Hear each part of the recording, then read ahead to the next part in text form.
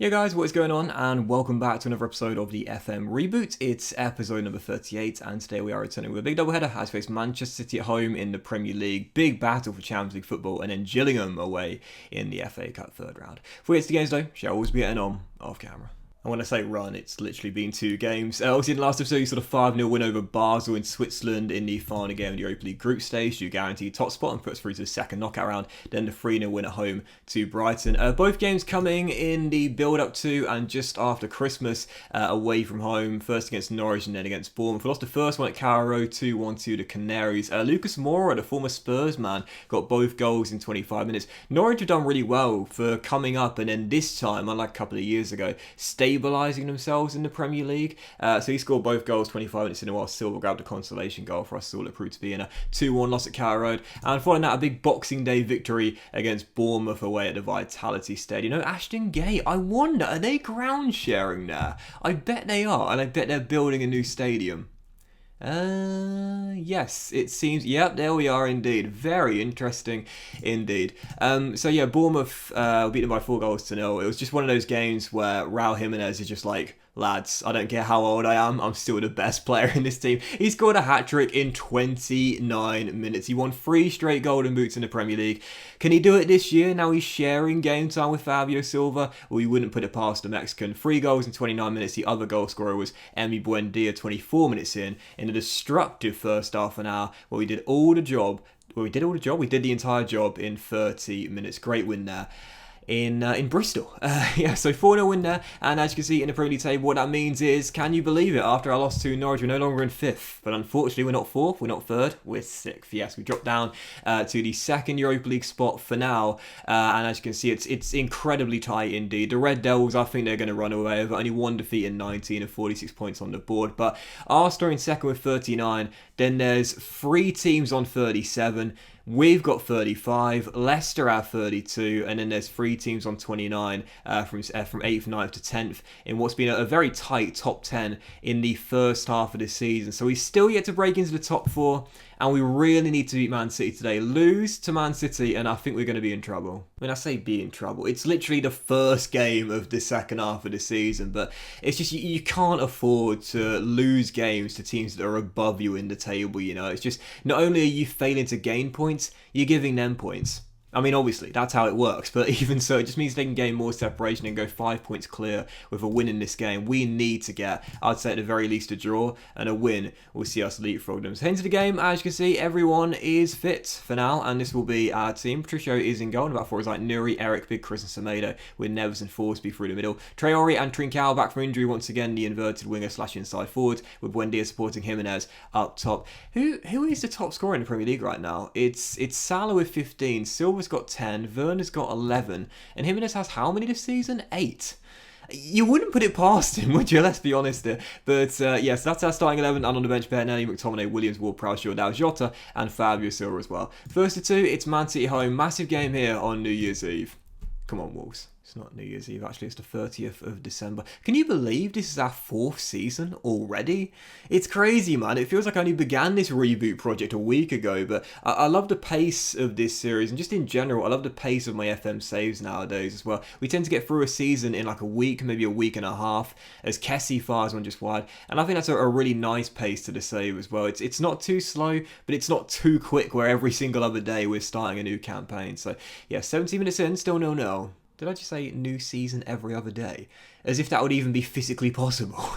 That is impossible, as Bernardo Silva down the right-hand side offloads to Pedro Porro. So good in that Barcelona FIFA realistic career mode save, and as the post is rattling, Eric Bailly clears. All Man City in the opening 20 minutes. Haven't really got a foothold in the game so far. We could do with a chance or just a meaningful attack of some sort to give us a bit of confidence. Emi Buendia to Nelson Semedo. Back to the Argentine. Dispossessed, but Semedo takes over, as we just can't seem to break down Man City's very organised and structured defence here. Neves' pass cut out. We just can't find an opening. And as De Bruyne sends it long, Marian Boadu is through and slots it past Patricio for his 11th of the season. 1-0 Man City, lightning quick counter-attack. The Belgians and the Dutch forward, Man City in front. It was coming at some point. They're being the far better team in this first half.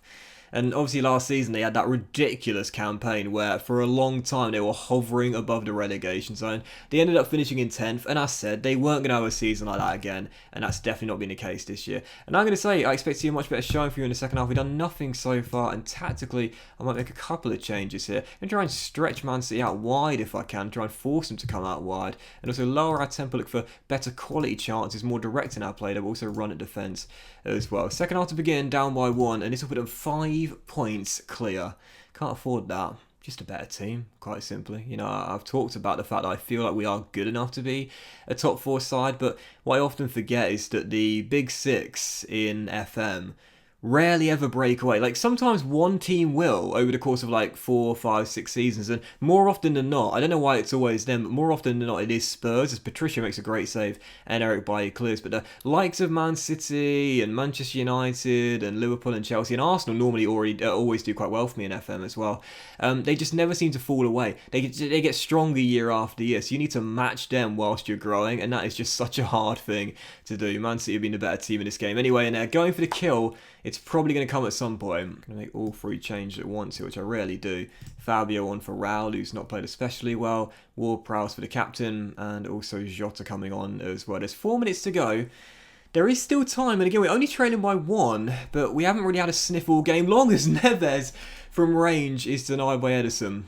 There's still time. Slightly better showing in the second half, it appears, based on the fact we've actually had some shots on target, unlike in the first half, but pretty sure it's going to come in vain. Yep, that'll do it. Man City get the win.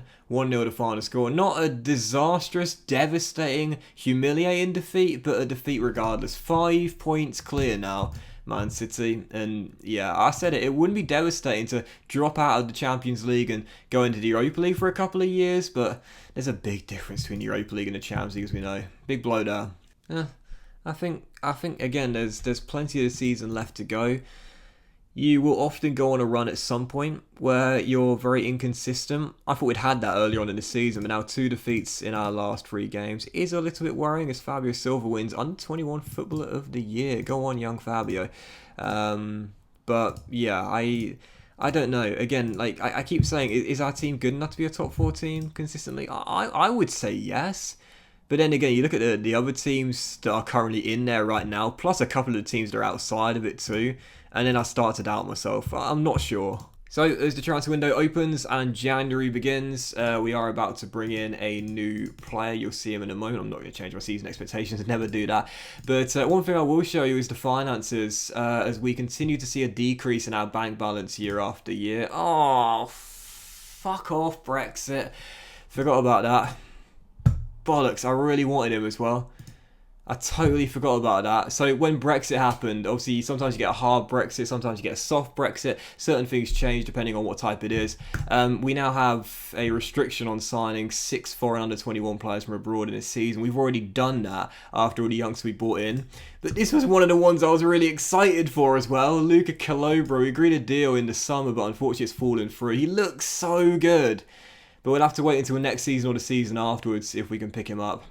What a shame. But yeah, in terms of the finances, I'll show you now. We continue to decrease month after month. And the reason why last season we had such a big boost and we increased really, really nicely over the course of a season is because we were playing in the Champions League. And I mentioned before, that one of the big reasons, one of the big differences between the Champions League and the Europa League is not just the competition reputation, but also the fact that in the Champions League, you get much more TV revenue and far more prize money as well. And the further you go, we got to the semis, the more money you're going to get too. So that's the disadvantage of us missing out on the Champions League this year. And if we miss out on it again for next year, we could drop pretty significantly. Barcelona now putting a bit for Ruben Neves. Guys, just don't even bother with that. So, yeah, okay, I'll ask for 150. You give me an extra 7.5. I don't think so somehow. Absolutely ridiculous. Why would I accept a bid like that? Like, honestly, just ridiculous. So, moving on, second and final game. Let's return to winning ways here, shall we? After 2 losses in our last 3. Gillingham, League One side away. Can I just... Where are we here? There we go. Gillingham, League One side away from home here.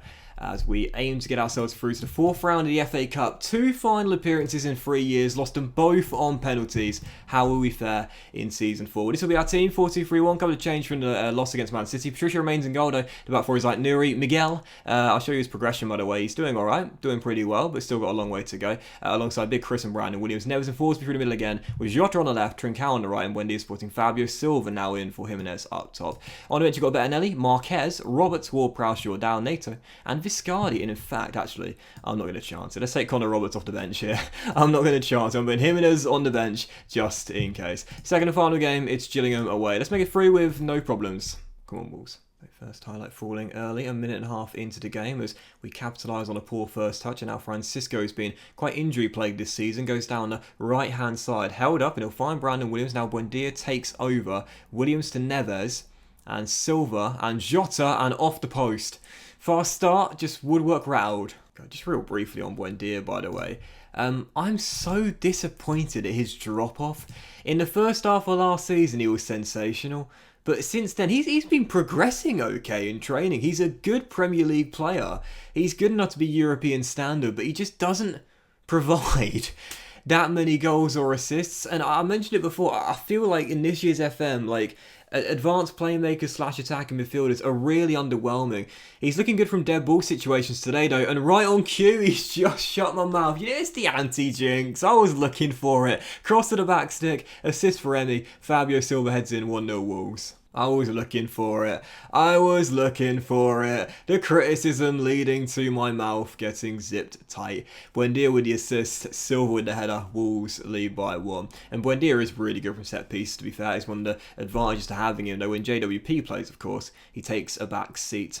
Anyway, we lead by 1. That should do it for the first half. Not exactly convincing, but thankfully the hosts haven't had a sniff yet, and we might be able to double our lead right before half-time. Emi Buendia flicks on, Fabio Silva heads on, and for the second time in 47 minutes, the frame of the goal is struck. Miguel into Ruben Neves, and now our French centre-half will play it back to Big Chris, as we're building from just inside our half-field. Forsby playing a lovely 25-yard diagonal ball to Diego Jota, and now as Neves threads the needle and finds Nuri, we're looking for an opening here in Gillingham's very compact defence. Nuri can cross well though, and oh, he certainly can. He seems to get an assist every 2 or 3 games, Nuri. Great cross in the middle, Silva with a second, 2-0 Wolves. I think we're going through. Nuri is so good, honestly. And a £20 million we spent to bring in from Angers. Absolute steal for the young Frenchman. As Buendia offloads to Brandon Williams, we look for a third goal to wrap it up. Oh, what a ball. What a ball. Emi Buendia. Absolutely brilliant. I mean, it's a League One side, to be honest, but even so, we'll take it. It's been a while since I've seen a Buendia masterclass. What a fantastic first time through ball into Trincao to playing through. Lovely reverse, easy finish, 3-0 Wolves. We've got 22.5 minutes to go. This is one of those games where, I don't know if you guys had them as well, but you're sort of just like waiting for the final whistle now. Do you know what I mean? Like, it seems like the job's done, the victory secured, and you're just kind of thinking, more goals would be nice, but to be honest, I'm ready for the next game, man. I'm ready for Spurs on the next weekend to bring them on as Diego Jota runs from left to right. And the former Liverpool man offloads to Trincao. We get a 4th goal anyway, and Francisco's second of the game. Penalty for Wolves. There was temptation to change it to Morten Forsby, but I'm not going to do so. Silva drills it in for his hat-trick. And it's 4-0. If Forsby's going to get a goal, it's going to be organic. I don't know when it's going to happen, guys. I don't. I'll be honest. We might be waiting a long time. We might be waiting the entire series and it never happens. But I'd rather it happen organically than, against a lower league side in the cup. Put him up front for the game, or give him penalty taking duties. No. I want it to be organic. The moment when he hit the back of the net a couple episodes ago, I was just howling, and I want that experience to be genuine, So I'm not going to force it. He'll get one day though. I do believe that. Corner, Gilles, 19 minutes to go. And as Big Chris heads away, Bruno Jordao can launch a counter-attack. Now, the young Italian Viscardi is ahead of him, as the bench boys are leading a 2-man fast break here. Jordao forced wide, keeps hold of the ball, Trincao's at the back stick, and, oh wow, for the 3rd time in the game, we've hit the post. This could be 7-0 Wolves. Still, I'll settle for 4, and speaking of 4, that's the round we're going into. Easy victory here against the League One side, exactly what we wanted after 2 defeats in 3. very pleased with that indeed. 2 FA Cup final appearances in 3 years. If we get there again, you best believe I'll be fearing another penalty shootout loss, but even so, I'd love to get to Wembley once more, and that's a great way to start our progress in the FA Cup this year. But that was today's episode of the FM Reboot, guys. Big thank you for watching. Hope you have enjoyed it, and if you have, then please do drop a like. Much love to you all. Have a fantastic day. I'll return in the very next episode with could play through the entirety of January, so I don't think we're doing any more transfers here. Maybe come back with a West Ham and Leeds doubleheader, or maybe Leeds and Chelsea. I'll tell you what, that seems very exciting indeed. And then also we'll have the draw, won't we, around that time for the second knockout round of the Europa League. So let's do that. Leeds and Chelsea and the draw for the second knockout round of the Europa League. Have a great day, guys. Much love to you all, and I'll see you next episode of the FM Reboots very soon.